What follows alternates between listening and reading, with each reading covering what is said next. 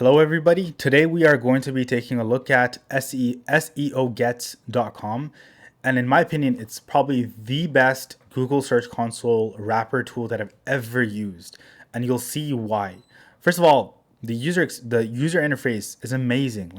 It's just very nice to look at. The experience is very nice. The pricing is generally good as well.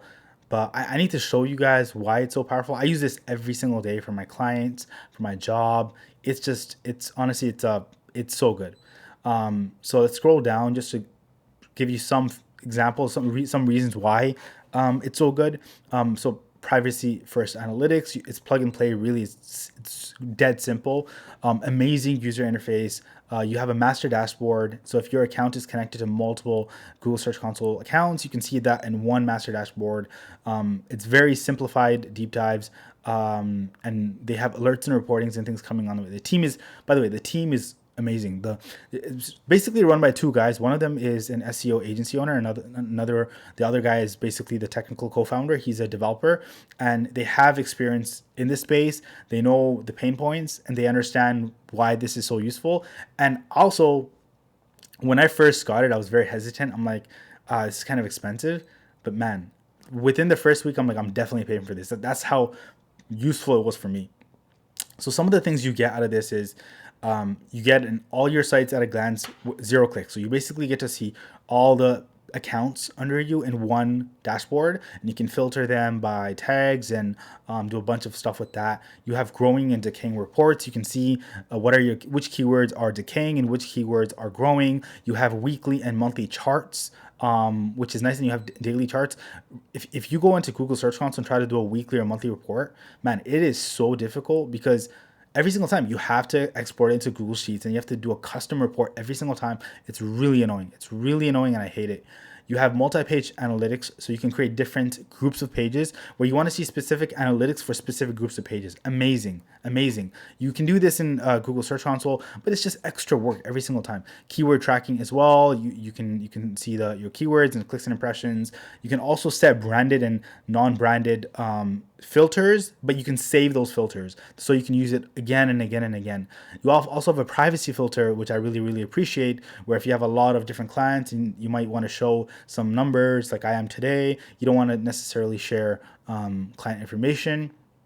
And so the nice thing with them is they actually have, again, I mentioned it is a little bit expensive for a lot of people, lifetime deal for $347. But in my honest opinion, this is completely worth it. But hey, if this is not something that you think is worth it, try it for 7 days. Try it and make sure you actually try it for 7 days, where you go in and you try to go in and try to get into the cadence of actually trying to get into the data. You'll realize by the end of the week, like, this is something you want, whether you pay for a subscription or whether you pay for lifetime. I think it's totally worth it. So let's go back to the dashboard. Here's a couple clients that I have. What I'm going to do is I'm just going to look over maybe this one here. Let's look at this one here, actually. So right now I'm here. They try to privacy blur everything, so I'm not going to show you guys that information. But it's really cool what you can do. So for example, I have popular pages, and I have popular pages. I have devices, countries. Sorry, was this the one I wanted to show you guys? I am still working on some of this. This one here. I'll show you this one. So at the top, you have this. So you have clicks, impressions, you have the CTR, and you have position. Let's get rid of everything here, and let's just focus on clicks. So right now, this is normally what you can sort of see in Google Search Console, although this just looks better. You can see at the top, you have 100,000 clicks over the last, you can go here, and let's do the last the last 16 months. So you have 356,000 clicks. You have 17.5 million impressions, a 2% click-through rate, and an average position of 23.3, which is not too bad. Now, what you can do is, for example, can go here because it's daily. It's not always easy to look at trends. What you can do here is, if you go to weekly, you can actually look at the trends weekly. So each one represents a 7-day period, and you can look that over time, last 16 months. You can also do that monthly as well. And it's a lot easier to see the trends this way. I wish you could do this in Google Search Console. You unfortunately can't. So we're stuck with this, and we'll probably be stuck with this for a very long time because Google needs to get their shit together, but they're not going to do that. So Let's go back here. Let's do weekly. You can also do, because it's last 16 months, you can't do a previous period. So let's do last 8 months, because you have 8 months and 8 months. So you have the previous period, and you can see over the last 8 months, we're actually 15% up in terms of clicks, and we're 22% up in terms of impressions, and our positions went up by 4.6 positions. And you can see that here, the previous period is February 21st to October 21st, year over year. Now, what you can do is you can create content groups as well. And content groups are basically groups of pages that you want to look at. So, for example, you want to look at blog content on your website, how that performs over time. So I already know what the first one is. It is blog content. I'm going to click on that. And you can see automatically, because I already set it up, I can see blog performance over time over the last 8 months. Let's do the last 8 months. You can see blog performance is generally okay. And then you can go down and you can go page by page as well. And you have query data. So because it's 8 months, a lot of data, let's try to reduce that to something like the last 3 months. And then you can see the last 3 months. Let's do a week here. You can see the trend here. And then it's still querying all those keyword query data. But you can see page by page the performances. You can see if I can click on one of these keywords. So this is a query. So if I click on this one, it'll update the data for that query. Specifically, you just got to give it some time. So you can see just for that specific query, and you can see here, it tells you automatically what the filters are. So query is cocaine addiction. So I'm going to get rid of that. And you can do that with the pages as well, which I'm not going to click on because in privacy. And then you can do countries and devices. It's just really nice. You can expand this data as well, and you can see so we set 3 months. So let's do like the last 28 days. And I'm going to go over the queries as well once it loads. You have to give it a second. And once it loads, come on.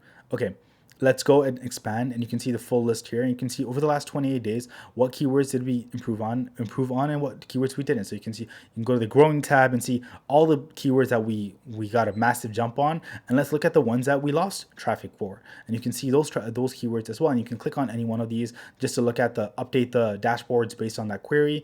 There's some really cool stuff you can do as well. You can go into the settings, and you can do branded keywords. You can track keywords as well, which I haven't set up yet. You can do content groups as well. So I already mentioned that before. Let's go back to the dashboard. You have reports as well. So this is on beta. Actually, this is the first time I'm seeing this because I didn't even take a look at it. We'll see. We'll see what this is about. It is an experimental page, so I guess it's loading. Okay, it's maybe, you know what? We'll skip. Actually, yeah.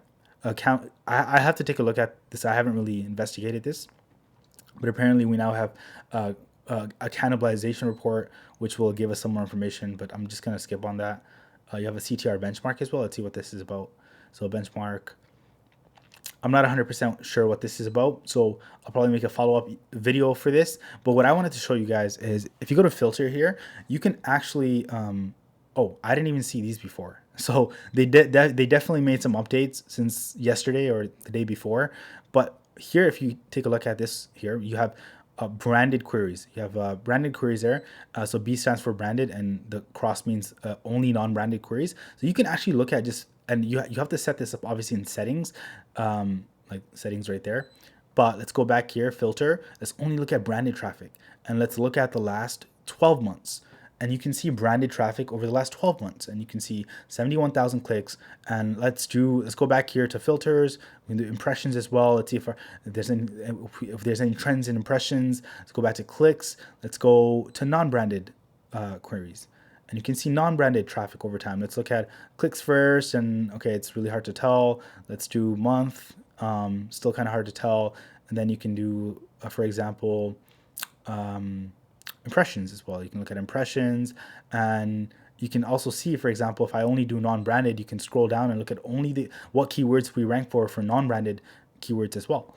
And then another thing I wanted to show is, these preset filters, which I didn't actually set up before. I didn't even test it before, so let's see what this is about. I'm gonna click on all branded keywords, and I'm gonna click on people also ask. And because it's the privacy filters on, it's really hard for me to tell what this is exactly saying. I'm basically going to assume that these questions, the queries that show up are the queries that are question related. And then if we go back to filter and let's do long tail, it only filters for long tail. So they probably have a predefined regex filter for long tail keywords.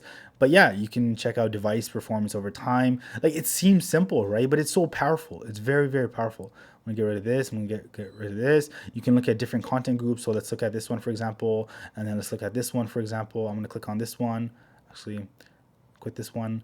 I'm gonna click on this one. Oh, yeah. So you can click on different content groups, and then try, if there's specific keywords you want to track, you can define them here, which I actually haven't done that yet, because I have a lot of clients that have to, a lot of tools that I use every single day, so it does take some time to get to all this. But yeah, this is amazing, and it's so powerful. If you're in SEO, if you run an agency, I highly recommend something like this. Yeah. So as they start to publish more and more features, I will probably have a follow up email, a follow up video sometime, in 6 months or 8 months. We'll see. But yeah, yeah. Hope you guys like this one. Yeah. Until next time. Thank you.